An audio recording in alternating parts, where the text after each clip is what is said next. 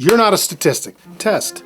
This is a test of the emergency broadcast. This is a test of my YouTube setup. What are we going to do here? What are we going to talk about? Well, let's see. We're going to talk about a lot of shit. We're going to talk about getting through stuff. We're going to talk about how you keep effing going through things, all right? I don't know if I can say the full word, but you know what I mean. Keep going. This is what the setup's going to look like. I have no idea where I'm going to take this. I know I'm going to be doing some stuff with some other people and stuff, but most of it is, this is just going to be where I'm going to express things that I might do in my other social media videos, but at a little bit longer length. A lot of it's just going to be brain stream of releasing what's on my mind to get it out there and get my ideas out there to see if maybe my thoughts and the stuff that I'm dealing with and going through, maybe it makes sense to you. I take a little bit different approach to things. Mine is more kind of in your face of, okay, well, shit's happened to you. What the fuck are you going to do about it? We can sit there and we can waste time worrying about and trying to find answers to things that we're never going to get the answers to, worrying about stuff from our past, stuff from that has happened that we can't change, or possibly things in the future that we're trying to control the outcome to. But the truth is, that's all time wasted when we could be doing something now.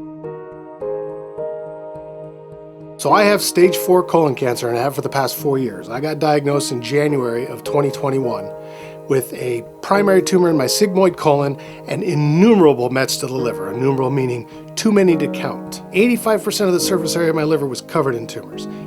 Not a good outlook. And from the beginning, they started giving me numbers like survival rates. And they started saying, well, the statistics say that this is how long you're going to live. If you don't do chemo, this is how long you will. If you do something about it, the chance of you getting to surgery or ever beating this is only about this percentage. And I started to think to myself, you know what? All of your statistics, all of the things that you have, all your survival rates, those were all people that came before me. Which is why I'm not a statistic, and neither are you. In whatever you're dealing with, whether it's cancer, whether it's anything else in life, there are these statistics out there that they have for people who are going to survive it or who are going to get through it, or the statistics of people who get better, or with treatments, or with medications or therapy and all this to do it. But you know what? None of those statistics include you. All of those numbers include everybody that existed and went through all this stuff before you. It does not account for you. You are the anomaly. You are the thing that has not been counted yet. Because when they tell you something like, well, you have a 15% chance of making it in 5 years, why can't you be in that 15%? Why can't you be somebody that actually makes that 16%? Why not? And I understand why they do these things. I understand why they give you these numbers and they say those statistics to you, is because that's just the data that they have, and they really don't know, because nobody knows, and I'm going to reiterate this again, nobody knows how long you're going to be here on this earth. Not you, not anybody else out there. Your higher power and the powers that be that control this universe, whatever that may be, whatever your faith is and all that, they know, but they're not going to tell you. So it is up to you to live this life while you have it, knowing you're going to make your own way, and you are not a statistic, at least not yet. Because when you get done with this, you're going to be the statistic that brings the average up. And you have to go into things in your life believing that's what it's going to be, and do everything within your control to go down that path. Because the truth is, 99.9% of everything in this world is out of your control anyways. There's only 2 things in this world that we actually do control, and that is our thoughts and our actions, or the thoughts and the way we think and perceive things, or the actions and the reactions we take to the stuff that happens to us. So knowing that those are the only 2 things that you control, you can then perceive things like statistics and past numbers and survival rates as just something that exists out there. It has nothing to do with you, because your perception and your perspective is now on your life, what you're going to do. And none of those matter as long as you're doing the things that you can control, which is your actions and your reactions to the fact of the things you're going through. I know that kind of went around in circles and it sounds a little confusing, but if you think about it, it actually makes sense. If they give you a statistic, you can decide to say, well, okay, I guess I'm going to be a part of that statistic and I'm not going to make it very far. Or you can say, no, you know what? Fuck your statistic. Fuck you, because I'm not in that. Well, don't tell them fuck you. Don't do that. Be nice. But say, fuck your statistics, fuck your survival rates. That doesn't include me. That includes everybody that came before me. Because unless you can tell me exactly how many 43, when I got diagnosed as 43, and this was my train of thought was, if you can tell me exactly how many 43-year-old ex-professional athletes that are 6'3", 285 pounds, that have dark brown hair, blue eyes, with with this kind of beard, this kind of skin, oh, and a scar right here. If you can tell me those precise exact numbers of how many people exactly like me have made it or didn't make it, then you know what? Maybe I'll start listening to your survival rates. But otherwise, you don't have anything to say about what's going to happen in my life. And the other problem is when we think about statistics and stuff, we're human beings and we tend to err on the negative. We tend to lean towards the worst case scenario. And the reason we do that is because it's biology, it's an evolutionary thing.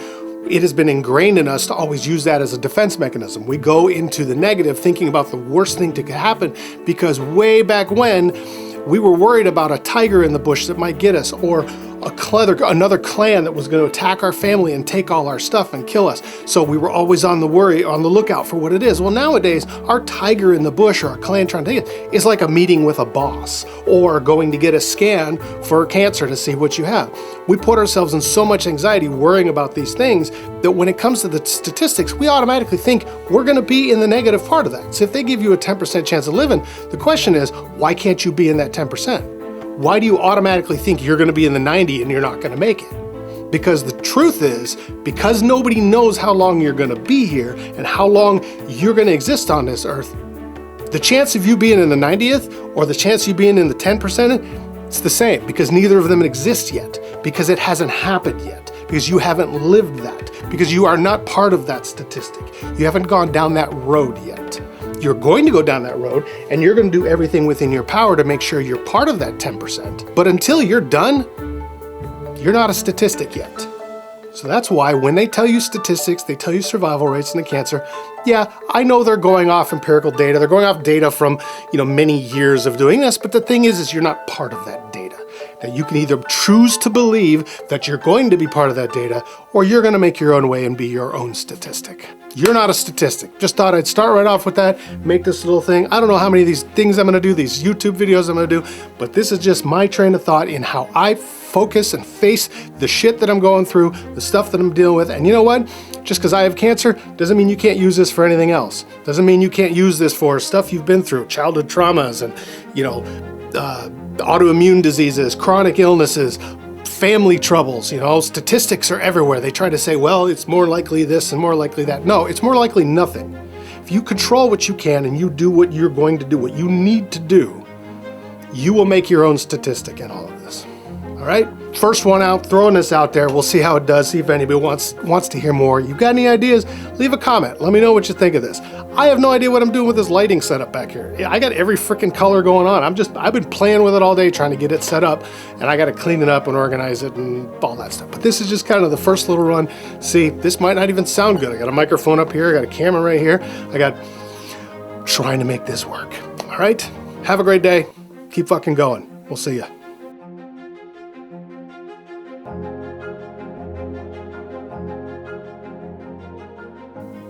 Where's my stop button? Right there.